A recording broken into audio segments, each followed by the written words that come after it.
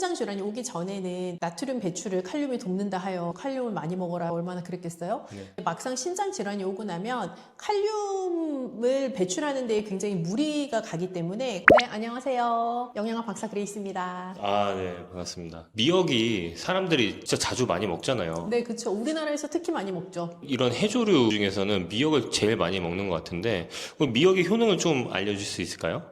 엄마가 우리 낳고 뭐 드셨게요, 다.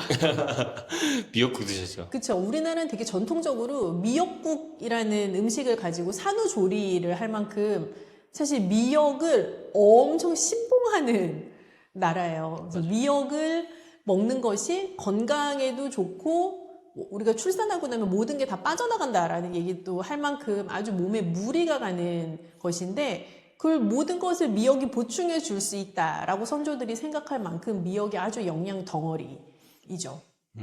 대표적으로 그러면은 그 피를 좀 이렇게 맑게 해준다? 그러니까 그런 류인가요? 네, 그렇게도 생각들을 하시지만 미역이라고 했을 때 굉장히 중요한 3대 미역에 들어가 있는 영양소를 기억을 해주시면 좋을 것 같아요. 네. 우선 미역은 식이섬유가 엄청 풍부하고요. 음, 칼륨 함량이 높고요. 요오드가 많이 들었어요. 물론 다른 것들도 있지만 이렇게 세 가지의 영양소를 기억해 주시면 좋을 것 같아요. 그래서 산후조리와 상관이 없으시더라도 칼륨 함량이 높다 보니까 내 몸에 있는 나트륨을 배출시켜주는 효과가 있어서 혈압 관리에도 좋고요. 그래서 피를 깨끗하게 해준다라는 얘기가 있을 수도 있고요. 또 식이섬유 함량이 높아서 체중 조절이나 뭐 포만감을 주는 데에도 굉장히 도움이 되죠. 그래서 다이어트 하시는 분들도 미역을 충분히 활용을 하시면 칼로리는 엄청 낮거든요, 미역이. 그래서 체중 조절에 도움이 되는 재료죠. 그래서 요오드도 많이 들었으니까 우리가 내 갑상선에서부터 분비되어야 되는 모든 호르몬들의 건강을 잘 관리하는 데도 미역이 도움이 되죠. 다이어트에 도움이 많이 된다고 했는데, 네. 그러면 그 포만감을 더 많이 일으켜서 그렇게 되는 거죠? 네, 그 포만감을 주는 이제 요인이 식이섬유 때문인 거죠. 식이섬유가 많이 들어가 있으니까 내가 다른, 예를 들어 똑같은 그람수의 미역과 똑같은 그람수의 소고기를 먹는다고 가정을 하면 칼로리는 훨씬 낮고 식이섬유는 훨씬 높은 재료인 거죠. 그걸로 배를 부르게 만드는 것이니 당연히 체중 조절에 도움이 되죠. 미역이랑 좀 조합이 좋은 음식이 또 있을까요? 재료에 대해서만 내가 불호하지 않는다면 어떤 다른 짝꿍이랑도 잘 어울린다라고 생각을 하는데요. 뭐 따뜻한 요리로도 너무 좋고요. 뭐 예를 들면 미역국, 미역죽 뭐 이런 따뜻한 요리도 너무 좋고 미역 냉국 이런 것처럼 차가운 요리도 미역이랑 또 어울리잖아요. 그래서 미역을 내가 싫어하지만 않는다면 사실은 두루두루 잘 어울리는 해조류죠. 방금 그 말씀하실 때 미역국, 미역죽을 말씀해 주셨는데, 그 미역죽으로 먹었을 때 이런 이점이라는 게 또 있을까요? 미역국도 아니고 미역죽이라고 생각하시는 분 계실 수 있는데 미역죽은 말 그대로 미역과 쌀을 푹 끓여낸 이제 죽요리잖아요. 어르신들이 소화가 안 될 때 함께 변비 증상이 올 수도 있는데 미역은 일단 식이섬유소 함량이 높고 변비 해소에 아주 탁월한 재료이기 때문에 미역죽은 어르신들의 변비 개선에도 상당히 도움이 되는 메뉴라고 볼 수 있죠. 그리고 미역 자체가 엽산 함량도 굉장히 높아요. 그래서 내가 뭐 내 신경 기능, 뇌 기능 건강하게 유지하고 싶어 하면 또 엽산이 우리가 중요한 영양소거든요. 그래서 그렇게 미역죽으로 끓여 드시면 소화 흡수율은 올리면서 식이섬유도 부드럽게 더 많이 섭취할 수 있고 엽산도 섭취할 수 있고 포만감도 줄 수 있고 좋은 메뉴죠. 근데 이게 미역죽 같은 걸 먹으면은 좀 네. 비린내가 좀 날 수도 있을 것 같아요. 그 해조류를 꺼려 하시는 분들 중에서는 말씀하신 것처럼 뭐 물비린내, 비린내라고 하는 그 해조류만의 독특한 냄새를 힘들어 하시는 분들이 계신데 미역죽도 그렇고 미역국도 그렇고 결국에는 이 그들이 말씀하시는 비린내라는 걸 어떻게 잡느냐의 문제인 것 같아요. 그래서 건조 미역을 만약에 쓰실 거다 그러면 잘 불려가지고 이제 깨끗하게 씻으시고 그걸 잘게 썰어서 뭐 들기름이나 참기름 같은 데 볶으면 그 비린내라고 하는 그 냄새가 확 하고 한번 없어지죠. 그 상태에서 죽을 끓이시면 훨씬 고소하고 풍미가 좋은 죽을 만들 수 있어요. 그 미역죽에 좀 넣으면 좋을 만한 게 마늘 같은 건 좀 어떤가요? 마늘 같은 것도 너무 좋고요. 비린내를 날리는 데도 당연히 도움이 되고요. 그래서 마늘도 좋고 뭐 간을 마지막에 하실 때 소금 간도 깔끔하게 너무 좋고요. 아니면 국간장이나 멸치 육수를 쓰시거나 하는 유로 소금이 아닌 다른 간을 가미할 만한 재료들을 같이 활용하시면 풍미가 조금 더 배가 된 죽을 끓이실 수 있어요. 미역은 요오드가 많아서 좀 갑상선에 영향을 줄 수 있다고 좀 들었거든요. 네네네. 미역도 적정 섭취량이라는 게 또 있을까요? 그럴 수 있죠. 사실 우리나라는 미역을 굉장히 과량 섭취하는 식문화를 가지고 있는 민족 중에 하나죠. 그래서 미역을 내가 너무 많이 먹으면 뭐 갑상선이 안 좋아지나요? 이렇게 생각하실 필요는 사실은 없고, 미역을 주의하셔야 되는 분들은 갑상선 관련된 질환이 있으시거나 뭐 갑상선 관련된 수술을 하셨거나 하는 분들은 좀 조심하셔야 될 필요가 있어요. 그래서 너무 과량 드시면 좀 위험할 수 있고, 갑상선 기능이 정상적이신 분들은 뭐 우리가 먹는 것 정도의 미역 양이면 또 크게 무리 없이 소화하실 수 있습니다.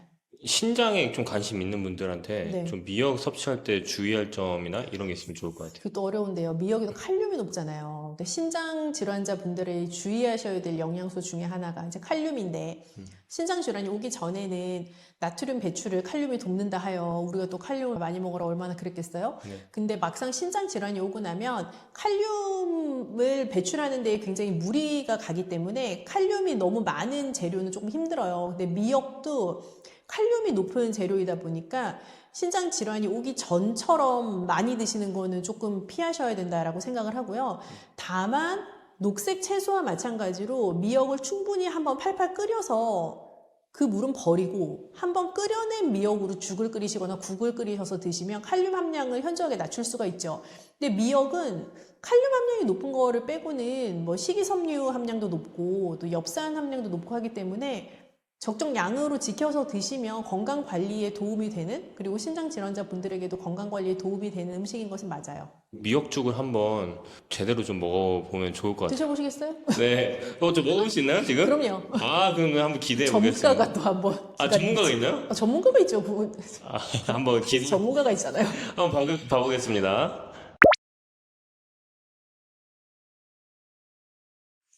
네. 오늘은 미역죽을 알려주신다고 네네네, 들었습니다. 그렇습니다. 미역죽 한번 어떻게 하는지 알려주실 수 있을까요? 네. 미역죽은 엄청 간단합니다. 음, 1번, 밥을 만든다. 음, 2번, 미역국을 만든다. 음. 3번, 이 두 개를 적정량을 넣고 끓인다. 너무 아, 간단하죠. 미역국은 이제 제가 다 만들어서 이렇게 1인 분량처럼 이렇게 해놨거든요. 네. 그래서 이게 정말 여기 상태에서 밥을 말아 드셔도 맛있어요. 미역국이에요. 일반 미역국보다는 미역량이 한 3배 정도 많다고 생각하면 됩니다. 그러면은 물은 어느 정도 넣고, 미역은 어느 정도 넣고, 그리고 소스라는 게 있다고 하셨는데, 네네, 치킨 소스. 치킨 소스, 치킨 스톡인 네, 맞아요. 거죠? 그거는 또 어느 정도 양을 넣으면 좋은지도 말씀해 주시면 좋을 것 그냥 같아요. 물 한 컵 반 정도? 물 한 컵 반? 그리고 아까 그 치킨 스톡 한 티스푼 정도. 한 티스푼이요? 네, 많이 들어가면 안 돼요. 직접 드셔보시면 알아요. 짜요. 집에서 할 때는 이거 조절하시면 되죠, 뭐. 적당한 간으로 나는 좀 싸게 먹는다? 그러면은 좀 더 드시고. 혹시 나는 치킨 스톡이 집에 없고 네. 집에 있는 재료로만 네. 만들고 싶다 하시는 분들이 있을 텐데 네. 그러면 그러면 원초적인 거로 가야 되죠. 아, 그러면 집에 멸치랑 다시마 아무것도 없다. 그러면 마트를 가셔야 돼요. 그래서 집에 멸치랑 다시마, 새우 이런 걸 가지고 육수를 끓여가지고 보관해서 나중에 미역국을 먹으려고 하는데 냉장고에 오래 뒀더니 얘가 또 상했어. 마음이 너무 어렵잖아요. 그래서 우선은 준비를 하세요. 근처에 마트에 팔아요. 아니면 쿠팡에도 있죠. 많이 있습니다. 그냥 주문하시면 다음날 새벽에 배송이 되니까. 네. 그 다음에 이제 미역을 저는 들기름에 살짝 볶아요. 살짝 볶은 다음에 그 다음에 육수를 넣어서 푹 끓이는 형태거든요. 들기름은 너무 많이 넣으면 느끼하지. 들기름량 한번 조정해 보세요. 한번 해보시고. 네. 보통 셰프님은 한 스푼 정도 넣으시나요? 네, 1인분 했을 때, 네, 한 스푼 정도 생각하면 될 것 같습니다. 네. 네, 한 3, 40분 정도 푹 끓여줘야 돼요. 안 그러면 이게 약간 미역의 풋내가 있기도 하고, 저는 이제 개인적으로 미역국이 푹 익힌 그런 부드러운 걸 좋아하거든요. 그래서 한 3, 40분 정도 약간 약불에서 계속 끓여줬죠. 네. 그래서 얘는 이제 요거만 준비되면은 끝이에요. 그래서 냄비에다가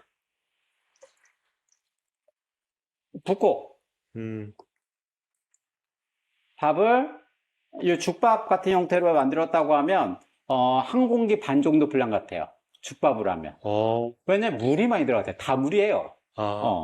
그러니까 그 생각보다 많은 양은 아니고 이게 한 공기 반이라고 하더라도 실제로 제가 밥을 먹는다 그러면 반 공기도 안 되는 분량, 한 3분의 1 공기 분량으로 밥을 드신다고 생각하면 되는 거니까요. 네. 다이어트에 좋습니다.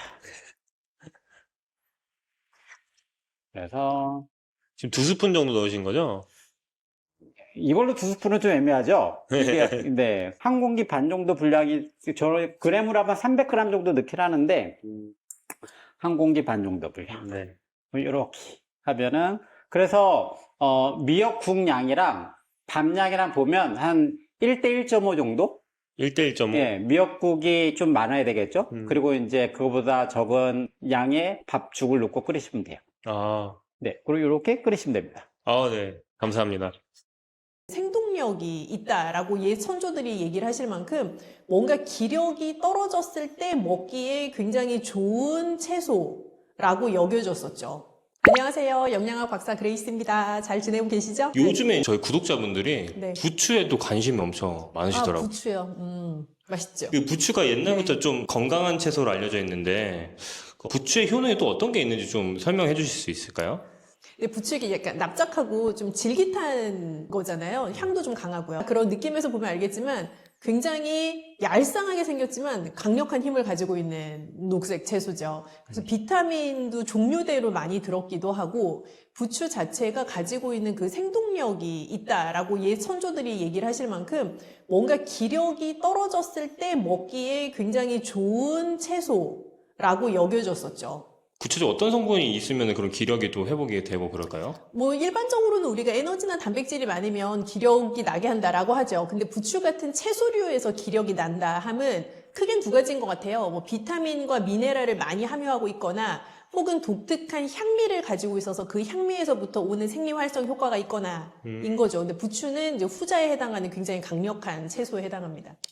제가 듣기로는 베타카로틴 같은 게 있어가지고 면역력을 강화한다고 했는데 뭐 비타민 A, C, K 같은 것도 많이 있고 이제 베타카로틴은 이제 식물성 비타민 A에 해당하는 물질이거든요. 그래서 부추 자체가 그런 류의 미량 성분을 많이 가지고 있는 채소이다 보니까 우리가 면역력 강화라고 하면 특정한 하나의 성분으로 만들어지는 게 아니라 여러 미량 영양소가 힘을 합쳐져가지고 만들어지는 일종의 효과거든요. 그래서 부추는 그런 미량 영양소를 다양하게 가지고 있으니까 면역력을 강화하는 데 도움이 많이 되죠. 네. 이게 기력 회복이라는 얘기를 들어보니까 요즘에 조금 그 어르신분들이 좀 힘이 갑자기 떨어지셔가지고 빈혈 증상이나 이런 것 때문에 낙상으로 또 다치시는 분들이 좀 많이 있다고 좀 들었거든요. 네. 부추를 좀 잘 먹으면 미연에 방지하는 데 좀 도움이 될 수 있을까요? 뭐 제가 누누이 강조드리지만 뭔가 이게 약으로서의 어떤 음식의 효과를 직접적으로 뭐 노려보겠다라는 개념보다는 어떤 음식을 꾸준히 적정한 양을 섭취를 해서 나에게 내가 원하는 어떤 목적의 건강 효과를 달성해 보겠다라고 생각하시면 좀 더 쉬우실 것 같은데 부추는 정말? 이라고 생각하시겠지만 뼈를 튼튼하게 하는 데 좀 도움이 돼요. 그래서 뼈를요? 부추는 마그네슘이 많은 재료이기 때문에 우리가 뼈 하면 뭐 당연히 칼슘 먼저 생각하시겠지만 그 마그네슘이라는 영양소도 뼈를 건강하게 하고 잘 튼튼하게 받쳐주는데 되게 필요한 미량 영양소예요. 그래서 부추를 통해서 뼈를 건강하게 하는 효과도 얻을 수가 있어요. 그러면 제가 듣기로는 뼈뿐만 아니라 혈관에도 좀 도움이 된다고 들었는데요. 그쵸.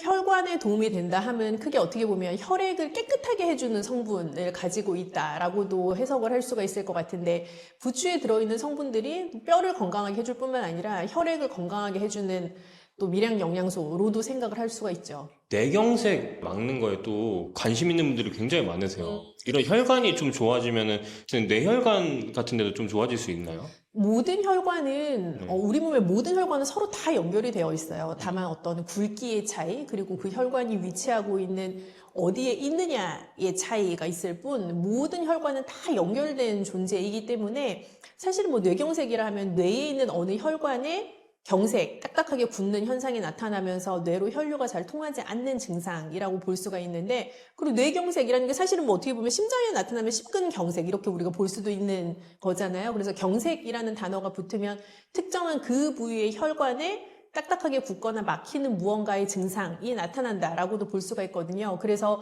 그 뇌경색을 예방해 준다라는 개념보다 어찌 보면 혈관 자체를 좀 흘러다니는 혈액의 찌꺼기를 좀 없애줘서 혈액을 건강하게 쭉쭉 잘 흘러다닐 수 있게 해주는 그런 역할을 한다라고 보셔도 될 것 같아요. 그런 개념으로 봤을 때도 약간 그런 뇌혈관에도 도움이 될 수도 있고 실질적으로 기억력이 좋아지는데도 도움이 될 수도 있을 것 같아요. 사실은 뭐 부추를 많이 먹는다고 뭐 없던 기억력이 되살아납니다 이렇게 얘기할 수는 없지만 우리가 뇌 건강, 뭐 인지 기능, 치매 예방 이런 것들이 다 이제 하나의 그룹 안에 들어가 있는 용어들이잖아요. 그래서 그런 것들은 어느 한 날 무언가를 먹는다고 해가지고 순식간에 개선된다라고 보기보다는 나에게 맞는 음식, 좋은 음식을 꾸준히 섭취함으로써 예를 들어 무슨 문제가 나타날 거라면 그 기간을 최대한 늦추거나 아니면 그 문제가 나타나지 않도록 나를 돕거나 이제 하는 건데 부추 같은 재료는 충분히 그런 역할을 할 수 있는 재료라고 볼 수가 있는 거죠. 그래서 혈액을 깨끗하게 해준다 함은 내 어느 부위의 혈액을 깨끗하게 해주는 개념이라기보단 전체 혈관 건강에 긍정적인 효과가 있다라고도 볼 수 있는 거죠. 혈관 건강에 또 도움이 될 수 있지만 박사님이 또 이제 신장 박사님이시잖아요. 좀 신장이 안 좋거나 좀 소화가 불편하신 분들은 부추를 그냥 먹기는 좀 어려울 것 같아요. 그렇죠. 어떻게 먹는 맞아요. 게 좀 좋을까요? 그 부추에는 알리신이라고 하는 성분이 들어가 있는데 그 알리신이라는 성분이 어디서 들어봤다 하시는 분 계실 거예요. 그래서 마늘에도 알리신이 들어있어요. 그래서 그 먹었을 때 약간 맵싹하면서 알싸한 맛을 내주는 향, 그 알리신에서부터 유래가 되는 향인데 그래서 부추를 그냥 생 부추를 딱 씹으면 뭔가 매운맛이 전혀 안 날 것 같은데 매운맛이 이제 입안에서 돌잖아요. 그래서 알리신 때문에 나는 향인데요. 그 알리신 성분 때문에 사실은 속이 굉장히 예민하시거나 내가 무언가를 먹었을 때 금방 약간 속이 불편한데 더부룩한데 라고 느끼시는 분들은 속이 아프다라는 느낌을 받으실 수도 있거든요. 그래서 그런 분들은 특히나 더 생부추보다는 익혀서 드시는 것을 추천을 드리고 싶은데 익혀서 드시는 방법도 뭐 여러 가지 다양하겠지만 잘게 썰어서 죽으로 끓여 드시면 사실 가장 편안하게 잘 소화 흡수를 시킬 수 있는 방법인 것 같아요. 아, 죽으로요? 네. 죽을 어떻게 먹으면 좋을까요? 뭐, 그런 것들을? 부추죽이라고 하면 되게 어색하실 수 있는데 네. 부추라는 재료 자체가 일단 작게 썰어 놓으면 조그만 초록색이 예쁘잖아요. 그래서 그 재료는 어떤 죽이랑도 잘 어울릴 수가 있는데요. 특히 다른 색깔을 가지고 있는 야채들이랑 같이 죽을 끓이면 굉장히 색 배합도 좋고 향의 느낌이나 씹힐 때의 그 촉감도 되게 좋은 그런 부추 야채죽을 만들 수가 있어요. 다른 색깔 채소라면 또 어떤 게 있을까요? 예를 들면 주황색이 나는 당근도 생각해 보실 수 있죠. 뭐 익으면은 반투명이 되는 양파도 생각해 보실 수 있고 다양한 버섯 종류들도 어울리고요. 단호박 같이 좀 단맛이 나는 채소들도 부추랑 궁합이 좋아요. 그래서 그런 여러 가지 다양한 채소들 활용해 보실 수 있을 것 같아요. 만드신다면은 어떤 조합으로 좀 만드실 것 같으신가요? 부추랑 다른 야채를 같이 넣으면은 좋을 것 같은데, 일단 부추가 매워서 난 잘 뭐 생으로도 못 먹겠어 하시는 분들이라면 부추를 조금 넉넉한 양, 한 반줌 정도 되게 잡으시고, 그거를 작게 썰어가지고 준비해 주시고요. 다른 채소들도 그냥 우리 다진다라고 표현하는 것처럼 잘게 썰어서 준비를 해주시면 되는 것 같아요. 그래서 그런 채소들을 쌀을 이렇게 충분히 불렸다가 같이 끓이시고 부추는 마지막에 넣기. 그게 핵심인 것 같아요. 부추가 끓이면 끓일수록 좀 질겨지기도 하고 색깔도 초록색으로 예쁘라고 사실 넣는 것도 있는데 이게 질겨지면서 아시죠? 그 초록색 채소 끓이면 무슨 색깔 되는지. 약간 별 맛이 없는 색깔이 된단 말이죠. 그래서 향도 좀 날아가기도 하고요. 그래서 채소죽 끓이는 것처럼 끓이시다가 부추를 마지막에 넣어서 마무리를 하시면 굉장히 향긋한 부추 채소죽이 되죠. 별미예요. 기대가 되는데 네. 셰프님이 있으시다고 좀 들었어요. 네. 저희가 시니어 식사의 전문가로서 죽을 먹어도 기력이 나게 하는 그런 여러 죽 메뉴들이 있어요. 그래서 저희 그 셰프님이랑 같이 부추 야채죽 한번 만드는 거 보셔도 어떨까 싶은데요. 어떻게 만들어 주실지 너무 기대되고 좀 두 가지가 질문이 있는데 항상 하시는 말씀이 어떤 재료든 간에 네. 적정량을 먹어야 된다고 맞아요. 했는데 부추를 드실 수 있는 적정량이라는 게 뭐 이렇게 손가락 이렇게 잡았을 때 한 요 정도 이렇게 잡았을 때 나오는 요 안에 들어가는 양 정도의 부추. 보시는 분들이 저번에 그 탁구공이라고 하니까 아. 그게 탁구공이 맞냐 막 이런 얘기가 좀 있었거든요. 네. 어느 정도 크기인지 한번 50원짜리 50원짜리 이거 보시는 분들은 아마 아실 거예요. 아실 것 같아요. 근데 그렇게 조금 사실은 먹나요? 그 정도 뭐 50원짜리 지름에 해당하는 부추 정도의 중량이면 한 50g 정도 될 것 같아요. 그래서 뭐 그 정도 양은 괜찮고요. 근데 모든 재료가 다 그렇지만 모든 사람에게 동일하게 받아들여지는 건 아닐 수 있어서 말씀드린 것처럼 뭐 생부추 먹으면 좀 속이 부담스럽다 하시는 분들은 익혀서 드시면 좋고 나는 생부추 먹어도 되게 즐겁고 괜찮아 하시는 분들은 뭐 생으로 무쳐 드시는 것도 너무 사실은 좋고요. 근데 부추를 먹고 화장실을 갔는데 소화가 잘 안 된 상태로 변을 보시는 경우들도 꽤 있을 수 있거든요. 부추 자체에 들어가 있는 중간 심이 있기 때문에. 그래서 그렇게 많이 화장실에 가시는 분들은 좀 양을 줄이시면 좋고 그렇죠. 그래서 50원 정도의 중량으로 네. 먹으면 좋다. 이거 보시는 분들은 꼭 참고하셨으면 좋겠습니다. 아, 박사님, 그러면은 저희 그 구독자분들이 신장에 관심 있는 분들이 굉장히 많으세요. 네. 그래서 신장이 좀 아프시거나 아니면 신장에 관심 있는 분들을 위해서 이 부추를 어떻게 먹으면 좋을 것 같다. 이런 조언 한번 해주시면 좋을 것 같아요. 모든 채소류는 우선 신장이 나빠지기 시작하시면 조금 주의를 기울여야 돼요. 제가 몇 번 다른 영상에서도 강조를 드렸는데요. 그래서 부추를 정말 좋아하셔도 많은 양의 부추를 이제 드시면 신장이 조금 힘들 수가 있어요. 그래서 부추를 내가 뭐 먹고 싶다라고 하신다면 한번 데쳐내고 그 데쳐낸 후에 부추를 부추 야채죽으로 끓여서 드셔도 좋고요. 그 부추 자체가 굉장히 몸에 좋은 재료인 것은 분명하지만 신장이 나쁜 분들에게는 또 반대로 신장에 무리를 줄 수 있는 칼륨 성분도 꽤 많고 하기 때문에요. 그래서 그런 섭취하시는 양에 좀 주의를 해야 되는 재료예요. 그 양이라는 건 아까 말씀하셨듯이 50원보다는 좀 더 작은, 네, 훨씬 작아야 될 것 같고 예. 여자들 새끼손가락으로 치면 새끼손가락 정도의 굵기보다도 적어야 될 것 같아요. 그래서 부추를 뭐 주식으로 드시는 건 아니니까요. 너무 자주 먹지 않고 한번 데쳐내고 사용한다로 생각하시면 조금 실생활에서 적용하시기 수월하실 것 같아요. 그렇게 데쳐내서 먹는 거는 아까 말씀해 주셨던 그 죽으로 먹는 게 제일 좋아 보일 것 같긴 네, 하네요. 한번 데쳐낸 부추로 죽을 끓이면 칼륨 함량을 많이 낮출 수 있으니까 좀 도움이 되죠. 아, 네, 알겠습니다. 네. 네. 오늘은 어떤 메뉴를 하시나요, 지금? 오늘은 부추 야채죽. 부추 야채죽이요. 부추 야채죽. 어떤 맛일지 정말 궁금한데. 재료는 어떤 거를 준비하셨나요?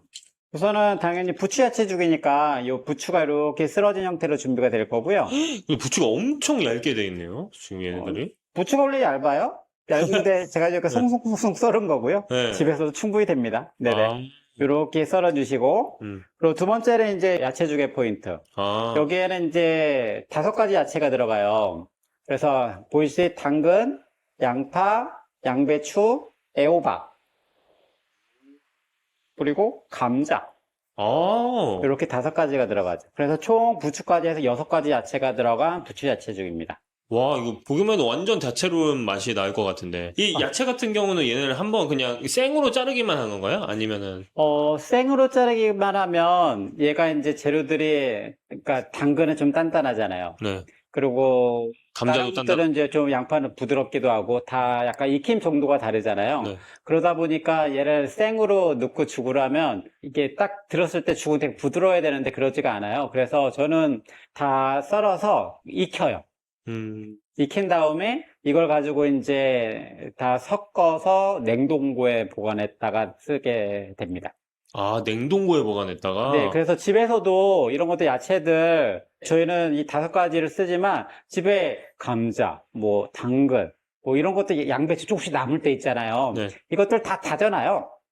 다져서 이제 데쳐놔서 데친 다음에 이런 밀폐용기에다 넣었다가 냉동고에 넣었다가 나중에 이제 죽할 때 쓰셔도 되죠. 네. 핵심 노하우이신 것 같은데. 그렇죠, 그렇죠. 부추는 맨 나중에 넣습니다. 향미에 대한 것들도 당연히 있고요. 그리고 너무 푹 익게 되면 색감에 대한 것들도 있기도 하고 뭐 맛도 살짝 다른 향미가 나서 맨 마지막에 넣게 되면 어떤 색깔도 좋고 향도 좋고 그렇게 해서 맨 나중에 넣게 됩니다. 아, 네.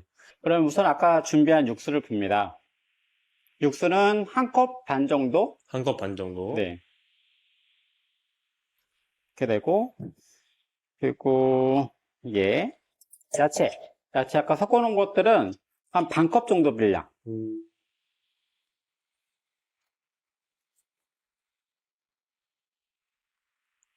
넣게 되고, 참기름은 살짝, 조금만. 그리고 맨 나중에도 참기름을 넣긴 할 건데요. 네. 처음부터 이 기름을 넣게 되면 살짝 어우러지는 효과가 살짝 있어요. 네. 그리고 고소한 맛이 색감과, 어우러져. 네, 고소한 맛도 있고, 네. 그리고 이제 나중 마지막으로 아까 그 죽밥을 한 공기 반 정도 분량 되긴 하거든요. 아, 네. 근데 한 공기 반이라고 하면 엄청 많은 양이라고 생각하겠지만, 아까 물을 4배를 넣었잖아요. 네. 그래서 실제로 드시는 양은 반 공기 밥도 안 돼요. 한 3분의 1 공기 정도 밥 드시는 것이라 생각하면 되거든요. 네네.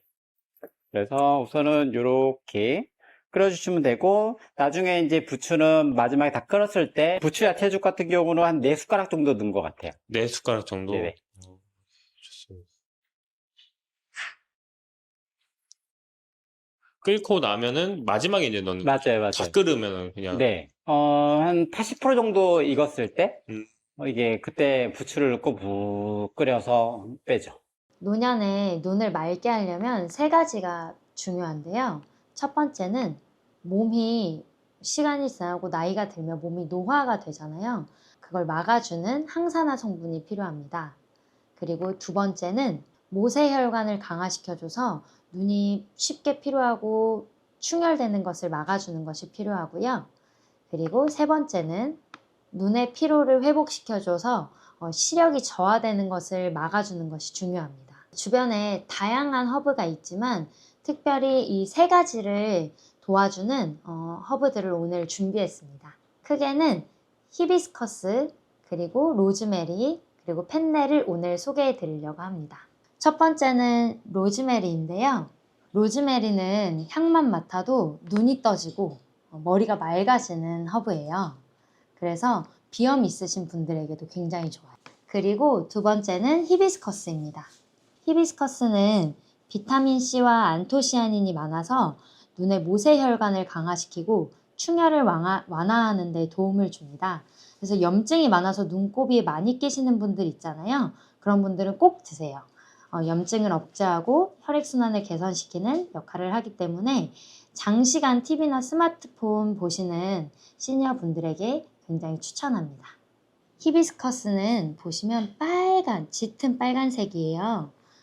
히비스커스에는 레몬의 그 상큼하고 톡톡 튀는 향이 나는데요.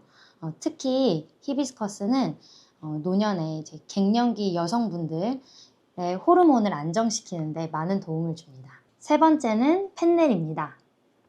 펜넬은 씨앗이에요. 펜넬은 옛날부터 눈의 허브라고 불릴 정도로 눈 건강하고 깊은 연관이 있는데요. 고대 인도 지역에서는 눈의 피로, 충혈, 시력 보호를 위해서 펜넬을 차로 마시거나 달인 물로 눈을 씻기도 했다고 합니다. 펜넬에는 비타민 A와 항산화 성분이 들어있어서 피로한 눈을 회복시켜주고 시력 회복에도 도움을 많이 줍니다. 펜넬은 중동에서 향신료로 많이 사용이 돼요. 그래서 저희 한국 분들은 향을 맡기가 조금 어려울 수 있어서 오늘 제가 해드리는 것처럼 블렌딩해서 같이 드시면 좋은 효능만 골라서 드실 수 있습니다. 네, 이제 블렌딩을 해보겠습니다. 먼저 저울을 준비해 주세요. 제가 준비한 허브는 다 약용 허브이기 때문에 그람 수를 맞춰서 정확한 용량을 드시는 것이 되게 중요합니다. 총 4g을 넣을 거고요. 그 중에 로즈메리는 주 허브로 2g 넣을 거고요. 나머지 히비스커스와 펜넬은 1g씩 사용할 거예요. 일반적으로 카페에서는 이것보다 조금 작은 1.5g 정도를 사용하는데요. 그 이유는 다양한 사람들이 마시기 때문에 효능보다는 그냥 음료로 즐기실 수 있도록 적은 용량을 드리는 거고요. 오늘은 노년에 침침한 눈을 맑혀주는 효능을 극대화시키기 위해서 제가 4g의 많은 용량을 사용해 볼 예정이에요. 자, 로즈메리 2g과 나머지 히비스커스 1g을 넣겠습니다. 히비스커스는 잎이라 좀 무거워요. 그래서 조금만 넣어도 돼요. 네, 히비스커스 그리고 펜넬도 씨앗이기 때문에 조금만 넣어 보겠습니다. 이렇게 해서 4g 맞췄고요. 짠! 세 가지의 허브를 블렌딩 해 보았습니다. 허브 입자가 굉장히 곱기 때문에 거름망이 없으면 그 티팟의 구멍으로 허브가 새어 나올 수 있어요. 그래서 오늘은 거름망을 사용해서 우려보도록 하겠습니다.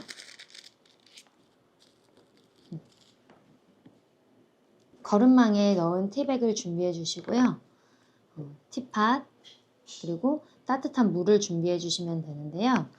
티팟은 요즘에는 다이소 같은 곳에서 한 5,000원 정도면 저렴하게 구매하실 수 있어요.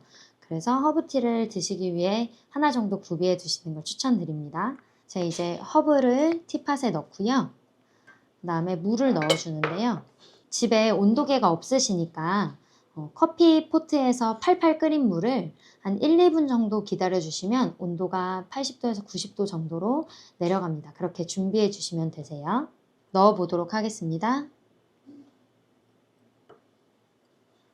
아까 말씀드린 것처럼 히비스커스가 빨간색, 짙은 빨간색의 잎이기 때문에 붉은 색이 나올 거예요. 우러나오는 거 보이세요? 이렇게 15분 정도 우려주시는 게 가장 좋습니다. 저처럼 허브를 이렇게 다양하게 가지고 계시는 분들은 없으실 텐데요.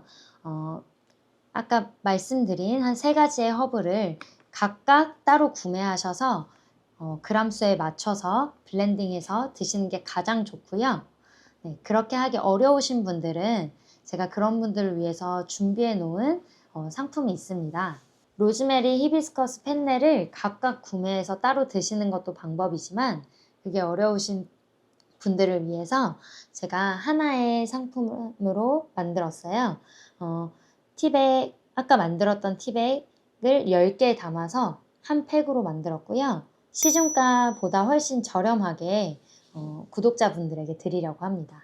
12,000원대에서 구독자분들에게 할인으로 9,900원에 판매하고 있습니다.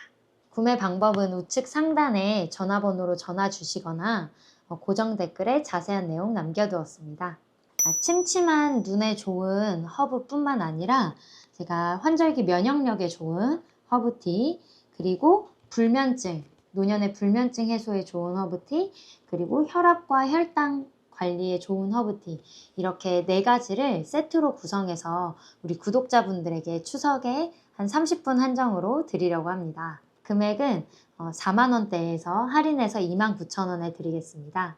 눈 건강도 약이 아니라 이런 허브티로도 지키실 수 있으니 허브차 한 잔으로 눈을 맑게 해보시면 좋을 것 같습니다. 이제 한번 차를 마셔볼 텐데요. 차를 마시는데도 순서가 있습니다. 예쁘게 우러난 차를 먼저 향으로 음미해 주세요. 히비스커스의 그 새콤한 향이 올라오는데요. 로즈메리의 그 특별한 향이 더해져서 더 향이 좋아졌어요. 이렇게 향으로 먼저 음미한 후에 맛은 레몬 물을 마시는 것처럼 되게 상큼해요. 찻잔에 담아서 조금씩 담아서 식혀서 드시면 됩니다.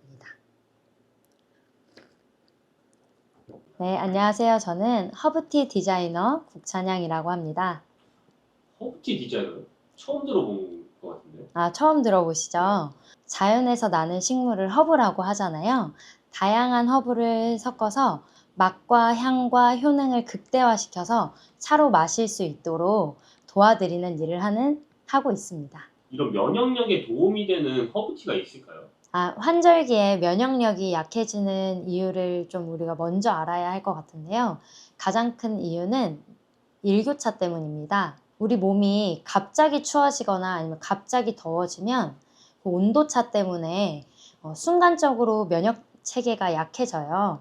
그래서 그 약해진 틈을 타서 감기 바이러스가 우리 몸에 들어오게 됩니다.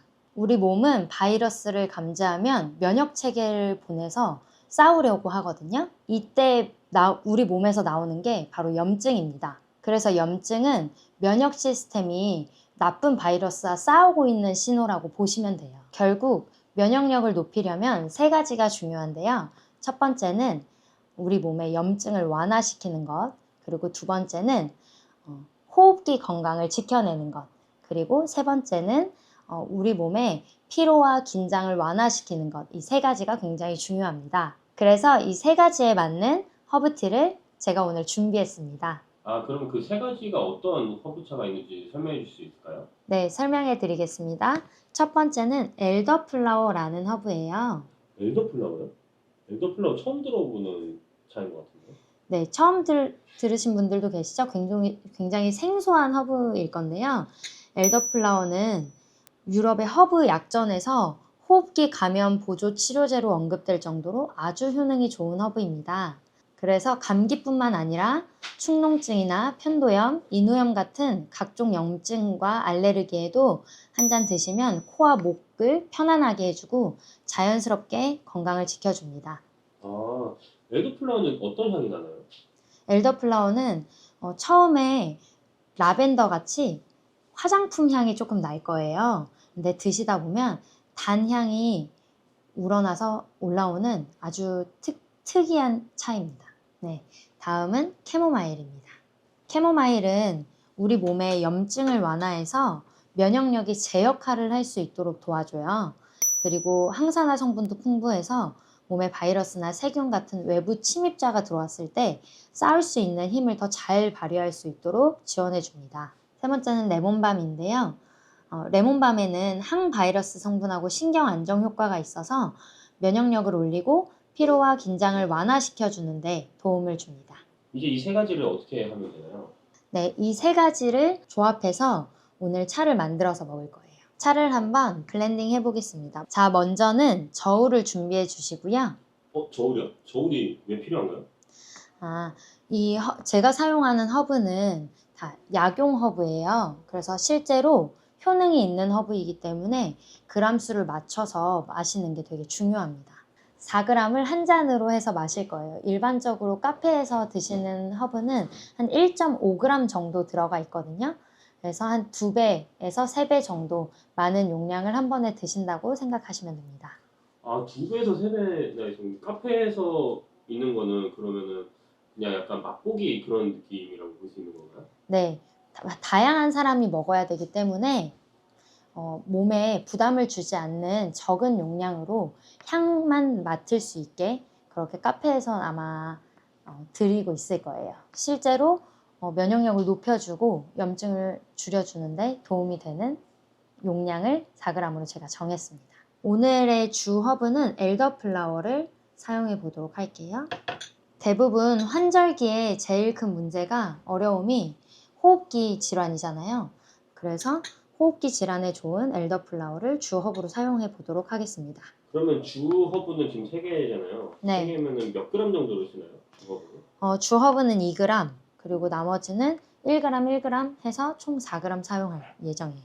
네, 보시면 일반 티백은 이것보다 훨씬 더 적게 들어가 있다고 아까 말씀드렸어요. 와, 그 차이가 엄청 많이 나네요. 네, 이게 2g 정도고요. 다음엔 캐모마일 1g, 레몬밤 1g을 넣어보겠습니다. 캐모마일 1g 넣었고요.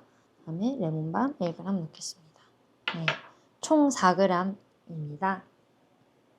양이 굉장히 많죠? 네, 사실 이걸로 1리터 정도 우려서 하루 종일 드셔도 좋습니다.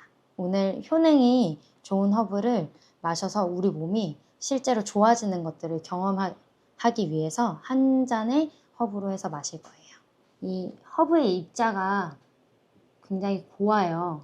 그래서 대부분의 티팟 그 구멍 사이로 허브가 다 새 나가기 때문에 제가 오늘은 이 거름망을 사용해서 얘를 담아서 우리도록 하겠습니다.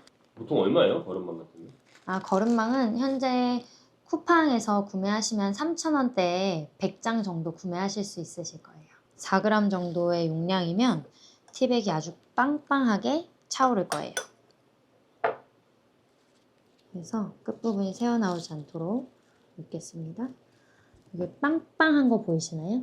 와, 이거 한 잔만 마시기엔 진짜 아까울 것 같아요, 양이. 네, 한 잔 드시기엔 좀 아쉽고 한번 진하게 드신 후에 물을 많이 해서 오랫동안 우리시고 자주 마셔주셔도 좋아요. 이제 이 다음에는 바로 우리면 되나요? 네, 티팟에 넣고 우려보도록 하겠습니다. 티팟은 요즘 다이소에서도 5,000원이면 구매할 수 있어요. 쉽게 구매하실 수 있으시니까 집에 하나 정도는 구비해 두시면 아주 좋아요. 물은 너무 팔팔 끓인 물이 아니고 한 김 식힌다고 하죠. 한 1, 2분 정도 식힌 후에 물을 넣어주시면 제일 좋아요. 거름망에 넣었기 때문에 지금 우리는데 시간이 조금 걸려요. 그래서 넣고 한 5분 정도 우려주시면 됩니다. 우리고 계신 거죠? 네. 이거 어느 정도 우리면 딱 좋을까요? 시간은 거름망이 들어있기 때문에 바로 우러나오지 않아요. 그래서 한 15분 정도 우려주시면 좋습니다. 아로마 테라피 아시죠? 허브는 향만 맡아도 우리 몸에 좋은 영향을 줘요. 그래서 우리는 동안 그냥 기다리시지 마시고 향을 맡아서 좋은 영향을 미칠 수 있도록 해주시면 좋습니다. 엘더플라워는 아까 단향이 난다고 말씀드렸잖아요. 그래서 여기서는 그 레몬의 상큼한 향도 나지만 주로 달달한 향이 많이 올라와요.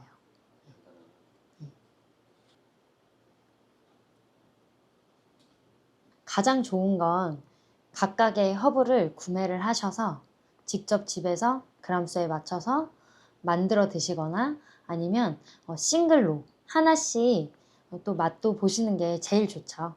아, 하나씩 그럼 제가 일일이 하나씩 구매해서 얘 다 합쳐서 이렇게 끓여 먹어도 괜찮다는 건가요? 그렇게 하셔도 충분히 가능합니다.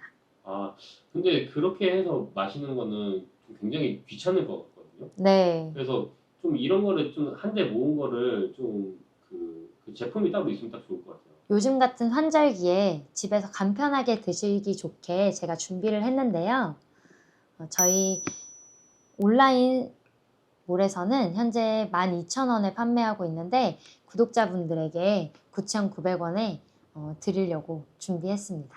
보시면 면역력에 좋은 허브티 3가지 블렌딩한 것부터 침침한 노년에 눈을 맑게 해주는 그런 티, 그리고 불면증에 좋은 허브티, 그리고 혈압하고 혈당 조절에 좋은 티, 이렇게 3가지씩 제가 아까 보여드린 것처럼 3가지씩 허브를 블렌딩해서 이렇게 총 선물 세트로 만들어서 판매하고 있어요. 이게 얼마인가요? 네, 원래는 4만 원대에 저희가 판매하고 있는데요. 구독자분들에게 제가 특별하게 할인해서 드리려고 합니다. 할인해서 얼마? 네, 가격은 29,000원대 구매하실 수 있게 준비했습니다. 네, 구매는 우측 상단에 전화번호 있고요. 자세한 내용은 아래 고정 댓글 확인하시면 됩니다. 네, 이제 차를 한번 마셔볼게요. 기다리고 있는 동안에 되게 진하게 우러나왔어요. 이렇게. 노랗게 우러나온 게 너무 예쁘죠, 색깔이. 그래서 아까도 말씀드렸듯이 허브는 마시는 순서가 있어요. 먼저는 코로 향을 맡아주시는 거예요. 충분히 맡아주세요. 향에도 충분히 효능이 있기 때문에 맡아주시면 좋습니다. 그 다음에 차로 천천히 음미해 주시면 됩니다. 색감이 참 예쁘죠?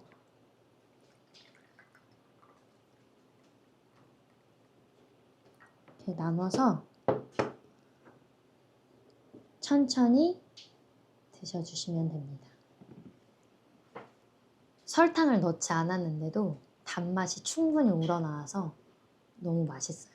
근데 그 단맛이 나면은 그 혹시 당뇨에 위험하지 않을까요? 그렇다고 설탕의 성분이 들어간 건 아니라서 괜찮습니다. 그리고 혹시나 병이 좀 깊으신 분들은 담당하시는 의사 선생님과 상의하시고 드시면 좋으실 것 같아요.